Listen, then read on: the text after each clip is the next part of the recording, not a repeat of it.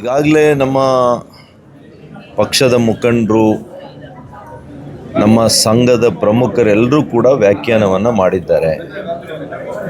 ಧರ್ಮಸ್ಥಳ ಯಾವುದೇ ಒಂದು ವ್ಯಕ್ತಿ ವಿಚಾರ ಅಲ್ಲ, ಇದು ನಮ್ಮ ಹಿಂದೂಗಳ ನಂಬಿಕೆಯ ವಿಚಾರ, ನಮ್ಮ ಧಾರ್ಮಿಕತೆಯ ಅಸ್ತಿತ್ವದ ವಿಚಾರ, ನಮ್ಮ ತತ್ವ ಸಿದ್ಧಾಂತಗಳ ಇವತ್ತು ವಿಷಯ ಬಂದಾಗ ಬಹುಶಃ ಇದರ ಹಿಂದೆ ವಿದೇಶಿ ಮೂಲ ಇರ್ಬೋದು ಅಥವಾ ಎಡಪಂಥೀಯ ಜನಾಂಗದ ಒಂದು ಷಡ್ಯಂತ್ರ ಇರ್ಬೋದು. ಇವತ್ತು ಈ ರಾಜ್ಯ ಸರ್ಕಾರದ ಒಬ್ಬ ಉಪಮುಖ್ಯಮಂತ್ರಿಗಳ ಷಡ್ಯಂತ್ರ ಅಂತ ಹೇಳಿರೋ ಹಿನ್ನೆಲೆಯಲ್ಲಿ ಇದೇ ಸರ್ಕಾರ SIT ರಚನೆ ಮಾಡಿರೋದು ನೋಡಿದ್ರೆ ಈ ಸರ್ಕಾರದಲ್ಲಿ ಎಲ್ಲವೂ ಕೂಡ ದ್ವಂದ್ವದಿಂದ ಕೂಡಿದೆ. ಉಪಮುಖ್ಯಮಂತ್ರಿಗಳಿಗೆ ಇದರ ಬಗ್ಗೆ ಸಹಮತ ಇಲ್ಲ ಅಂದಮೇಲೆ, ಗೃಹ ಸಚಿವರಿಗೂ ಸಹಮತ ಇಲ್ಲ ಅಂದಮೇಲೆ SITಯನ್ನು ಕಾನ್ಸ್ಟಿಟ್ಯೂಟ್ ಮಾಡಿದವರು ಯಾರು? ಹಾಗಾಗಿ ಇವತ್ತು ನಮ್ಮ ಹಿಂದುತ್ವಕ್ಕೆ ಹಿನ್ನಡೆ ಮಾಡಬೇಕು, ಹಿಂದುತ್ವಕ್ಕೆ ಒಂದು ಪೆಟ್ಟು ಕೊಡಬೇಕು ಅಂತೇಳಿ ನಮ್ಮ ನಂಬಿಕೆಯ ಮೇಲೆ ಇವತ್ತು ತಪ್ಪನ್ನು ಮಾಡ್ತಾ ಇದ್ದಾರೆ. ಇವತ್ತು ಯಾರಿಗೆ ಅನ್ಯಾಯ ಆಗಿದೆ ಅವ್ರಿಗೆ ನ್ಯಾಯ ಸಿಕ್ಕಲಿ, ನಾವು ಅದರಲ್ಲಿ ವಿರೋಧ ಇಲ್ಲ. ಆದರೆ ಅದು ಯಾವ ಪ್ರಮಾಣದಲ್ಲಿ ತನಿಖೆ ಆಗಬೇಕು, ಯಾವ ರೀತಿ ನಮ್ಮ ಭಾವನೆಗಳಿಗೆ ಧಕ್ಕೆ ಆಗದಿರ ಅದನ್ನು ನೀವು ನೋಡ್ಕೋಬೇಕು ಅನ್ನುವಂಥ ವಿಷಯವನ್ನು ನೀವು ಭಾಳ ಎಚ್ಚರಿಕೆಯಿಂದ ಮಾಡಬೇಕು ಅಂತೇಳಿ ಸರ್ಕಾರಕ್ಕೆ ಆಗ್ರಹವನ್ನು ಮಾಡ್ತೀವಿ.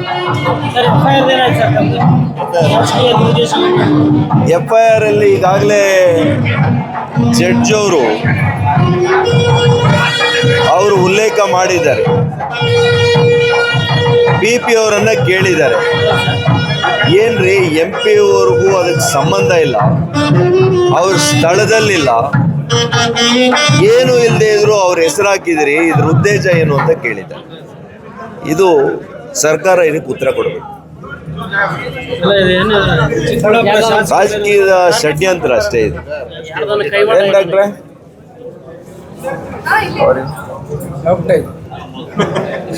ಅಷ್ಟೇ ಸರ್, ರಾಜಕೀಯ ದುರುದ್ದೇಶದಿಂದ ಅದರಲ್ಲಿ ಏನು ಅನುಮಾನ ಇದೆಯಾ?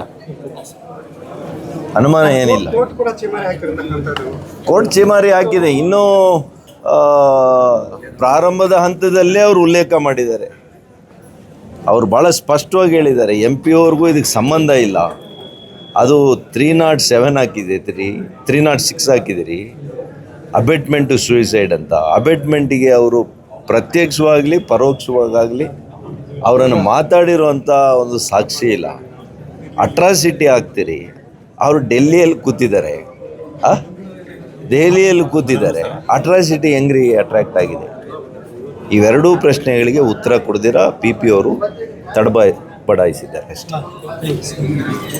ಹಾಸಿಗೆಗಳ ಸಾಮರ್ಥ್ಯ ಇರ್ತಕ್ಕಂಥ ಆಸ್ಪತ್ರೆಯನ್ನು ನಮ್ಮ ಆತ್ಮೀಯರು ಆಗಿರ್ತಕ್ಕಂಥ ರಾಮಸ್ವಾಮಿ ಅವರು ಇದನ್ನು ಅಭಿವೃದ್ಧಿಯನ್ನು ಪಡಿಸಿದ್ದಾರೆ. ಇದು ಬಹುಶಃ ನಮ್ಮ ನೆಲಮಂಗಲ ನಗರ ಪ್ರದೇಶ, ಗ್ರಾಮೀಣ ಪ್ರದೇಶ ಎರಡೂ ಪ್ರದೇಶಗಳ ಜನಸಾಮಾನ್ಯರಿಗೆ ಭಾಳಷ್ಟು ಉಪಯೋಗ ಆಗುತ್ತೆ ಅಂತ ನಾನು ತಿಳ್ಕೊಂಡಿದ್ದೇನೆ.